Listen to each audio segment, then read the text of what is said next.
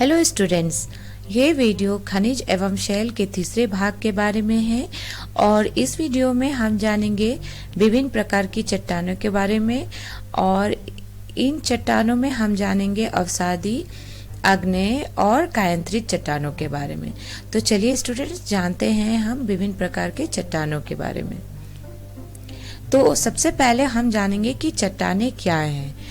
तो जैसा कि हम लोगों ने पहले डिस्कस किया है कि तत्व जो है वो पाए जाते हैं पृथ्वी पे और ये तत्व जो है वो एक दूसरे से मिलकर खनिज बनाते हैं और यही खनिज जो है वो एक या एक से अधिक खनिज जो है वो आपस में मिलकर शैल का निर्माण करते हैं। यानी चट्टानें जिसे हम शैल कहते हैं वो बनते हैं विभिन्न प्रकार के खनिजों से।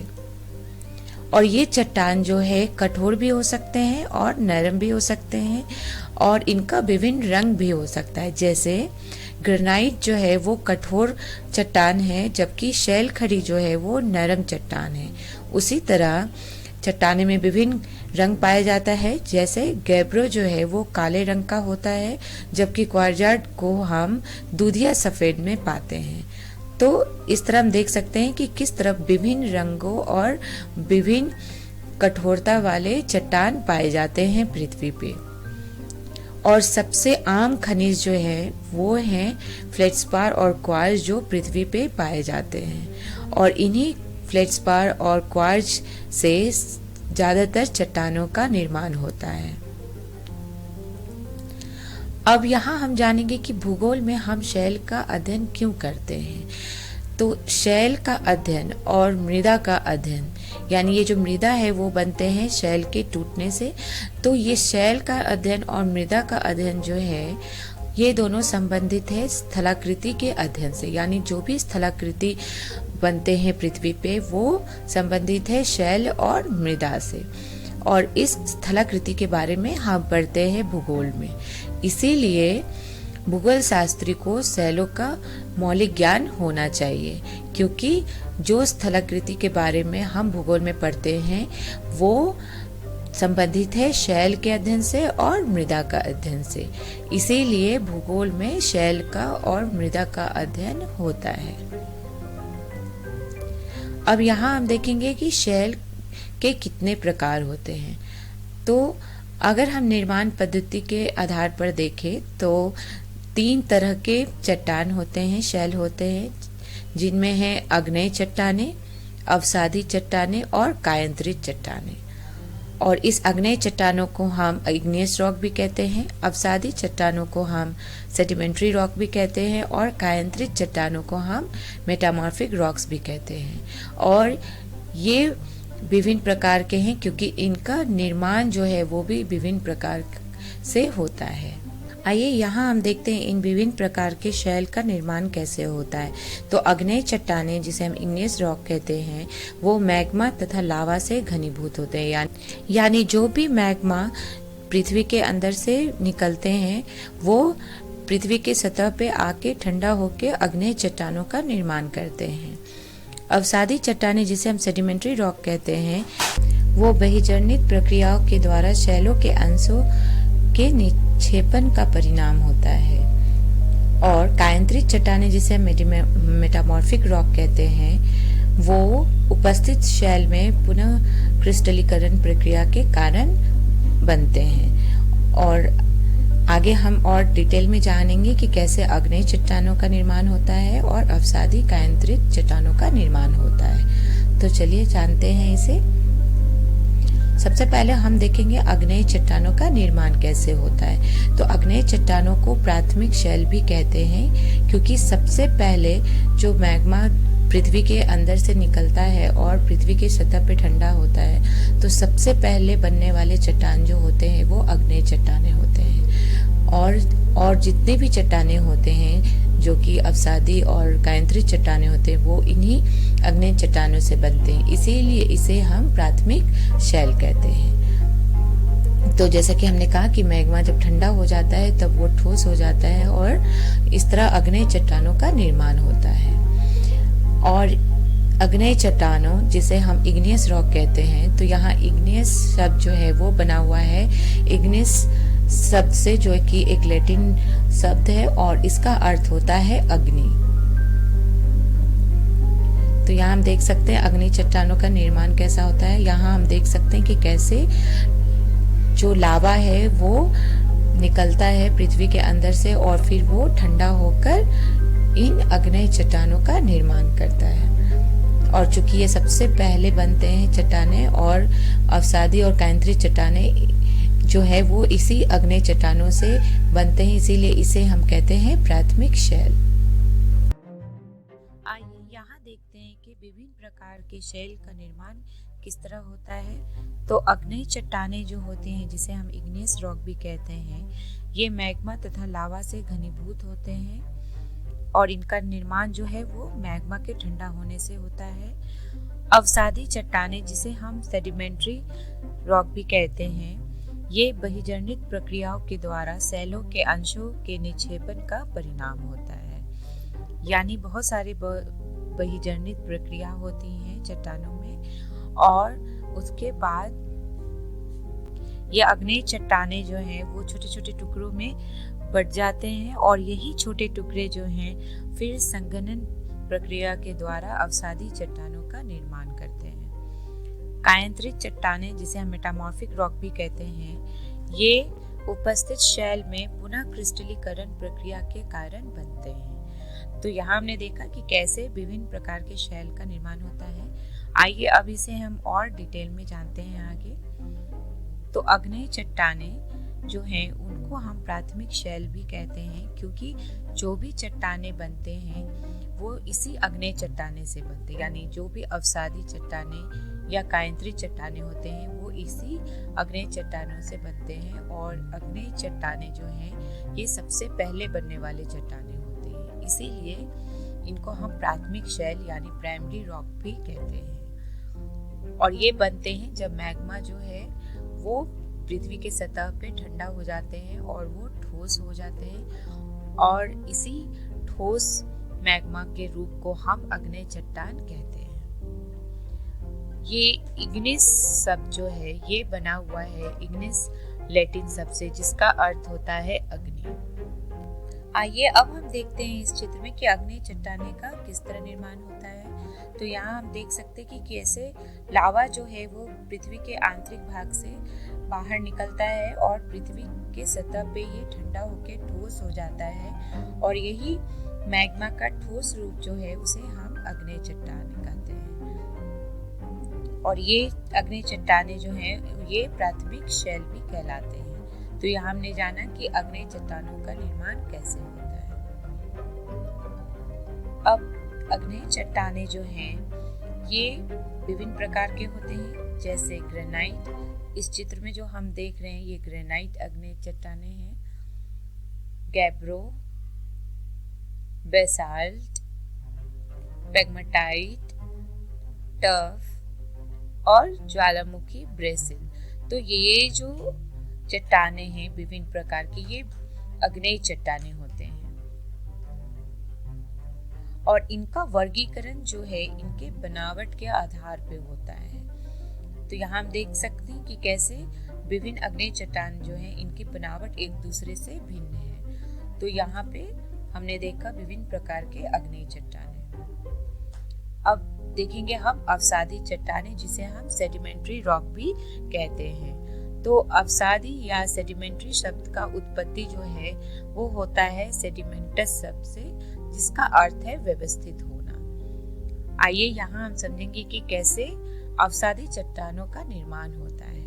तो यहाँ हम देख सकते हैं कि कैसे अग्नि चट्टानों का निर्माण होता है। सबसे पहले जब मैग्मा ठंडा हो जाता है और वो ठोस रूप धारण कर लेता है पृथ्वी की सतह पे। इस अग्नि चट्टानों में विभिन्न अपक्षयकारी कारकों के कारण ये जो अग्नि चट्टाने होते हैं वो विभिन्न छोटे टुकड़ों में विभाजित हो जाते हैं, जैसा कि हम यहाँ देख सकते हैं। अब ये छोटे टुकड़े जो है वो बहुत सारे बहिर्जनित कारकों के द्वारा उनका संवहन होता है, यानी ये छोटे टुकड़े जो हैं वो एक जगह से दूसरे जगह चले जाते हैं और फिर कहीं ना कहीं ये छोटे टुकड़े जाकर एक जगह जमा होने लगते हैं, जैसा कि हम यहाँ देख सकते हैं। और फिर संघनन प्रक्रिया के द्वारा अवसादी चट्टानों का निर्माण होता है। और ये संघनन प्रक्रिया जिसके द्वारा अवसादी चट्टानों का निर्माण होता है उसे हम कहते हैं शिलीभवन प्रक्रिया यानी लिथिफिकेशन। तो इसी लिथिफिकेशन प्रक्रिया के द्वारा अवसादी चट्टानों का निर्माण होता है। अब हम यहाँ देखेंगे कि अवसादी चट्टानों का वर्गीकरण कैसे है। तो अवसादी चट्टानें जो है उनका निर्माण पद्धति के आधार पे वर्गीकरण होता है। तो ये होते हैं यांत्रिकी रूप से निर्मित, और इसका उदाहरण है बालूकाष्ठ, पिंडशिला और चूना प्रस्तर। ये कार्बनिक रूप से भी निर्मित होते हैं और इसका सबसे अच्छा उदाहरण है कोयला और चूना पत्थर। और कुछ अवसादी चट्टानें जो है वो रासायनिक रूप से भी निर्मित होते हैं, और इस रासायनिक रूप से निर्मित अवसादी शैलों का सबसे अच्छा उदाहरण है श्रृंग प्रस्तर, चूना पत्थर और पोटैश। तो यहाँ हमने देखा विभिन्न प्रकार के अवसादी शैल का वर्गीकरण, और ये वर्गीकरण जो है वो आधारित है इनके निर्माण पद्धति पे। अब हम देखेंगे कायांतरित चट्टानों के बारे में, जिसे हम मेटामॉर्फिक रॉक भी कहते हैं। तो कायांतरित का अर्थ होता है स्वरूप में परिवर्तन। तब जब दाब, आयतन और तापमान के कारण जो शैल है उनमें कुछ परिवर्तन होता है, तब ये कायांतरित चट्टानों का निर्माण होता है। तो यहाँ हम देख सकते हैं कि कैसे ऊपरी चट्टानों का तीव्र दबाव होता है, साथ ही साथ ऊपर उठती मैग्मा के कारण तीव्र गर्मी भी होता है। तो इन दो कारणों से जो भी शैल इनके बीच में होता है उनमें परिवर्तन होता है, यानी उनका जो है स्वरूप में उनमें परिवर्तन होता है, और फिर यहाँ पे बनता है कायांतरित चट्टानें। और ये कायांतरण वह प्रक्रिया है जिसमें समेकित शैलों में पुनः क्रिस्टलीकरण होता है, यानी जो भी शैल होते हैं जैसे अवसादी चट्टानें और आग्नेय चट्टानें, उसमें पुनः क्रिस्टलीकरण होता है और उनका स्वरूप बदल जाता है, और तब जाके कायांतरण चट्टानों का निर्माण होता है। और इस प्रक्रिया को हम कहते हैं कायांतरण। तो कायांतरण जब हम देखेंगे तो ये दो तरह के होते हैं, गतिशील कायांतरण और ऊष्मीय कायांतरण।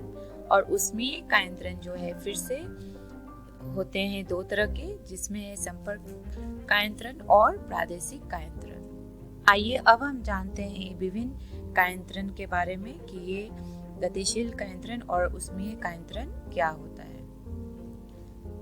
तो जब बिना किसी रासायनिक परिवर्तन के जो चट्टानें हैं वो टूटने लगते हैं और पिसने के कारण शैलों का पुनः संगठित होता है, तो इसे हम कहते हैं गतिशील कायांतरित। तो यहाँ हम देख सकते हैं, यहाँ जो है बिना किसी रासायनिक परिवर्तन के चट्टानें जो है वो टूटने लगते हैं और उनमें पुनः क्रिस्टलीकरण होता है। तो ऐसे कायांतरण को हम कहते हैं गतिशील कायांतरण। और गतिशील कायांतरण को हम डायनामिक मेटामॉर्फिज्म भी कहते हैं। आइए अब हम जानते हैं दूसरे कायांतरण के बारे में, जो है ऊष्मीय कायांतरण। तो ऊष्मीय कायांतरण में सेलों में परिवर्तन होता है, और ये परिवर्तन होता है रासायनिक परिवर्तन, और इस रासायनिक परिवर्तन के कारण चट्टानों में फिर से क्रिस्टलीकरण होता है, और ऐसे कायांतरण को हम कहते हैं ऊष्मीय कायांतरण यानी थर्मल मेटामॉर्फिज्म। तो यहाँ हम देख सकते हैं कि कैसे उठते हुए लावा के संपर्क में आने से यहाँ जो चट्टानें हैं उनमें रासायनिक परिवर्तन होता है और उनका पुनः क्रिस्टलीकरण हो जाता है, और यहाँ पे कायांतरित चट्टानों का निर्माण होता है। तो ऐसे कायांतरण को हम कहते हैं ऊष्मीय कायांतरण। आइए अब हम जानते हैं प्रादेशिक कायांतरण के बारे में। तो प्रादेशिक कायांतरण में उच्च तापमान अथवा दबाव अथवा इन दोनों के कारण शैलों में विवर्तनिकी दबाव के कारण विकृतियां होती हैं, जैसा कि हम यहाँ देख सकते हैं। तो यहाँ पे जो है, यहाँ पे तापमान, उच्च तापमान जो होता है उठते हुए मैग्मा का, वो भी चट्टानों में परिवर्तन लाता है, और साथ ही साथ यहाँ पे विवर्तनिकी दबाव के कारण भी चट्टानों में जो है वह पुनः क्रिस्टलीकरण होता है, जिसके कारण यहाँ पे कायांतरित चट्टानों का निर्माण होता है, और ऐसे कायांतरण को हम कहते हैं प्रादेशिक कायांतरण। अब यहाँ आप जानेंगे कि कायांतरण में क्या होता है। तो कायांतरण जब होता है तब यहाँ पे चट्टानों में पतरन या रेखांकन का निर्माण होता है, जैसा कि हम इस चित्र में देख सकते हैं, और यहाँ पे खनिज जो है वो सतहों या रेखाओं के रूप में व्यवस्थित होने लगते हैं, जैसा कि हम यहाँ देख सकते हैं चित्र में। और दूसरा जो चीज होता है चट्टानों में कायांतरण के कारण, वो होता है बैंडिंग। तो यहाँ हम देख सकते हैं ये जो चट्टान है, यहाँ पे कायांतरण के कारण इस चट्टान में बैंडिंग हुआ।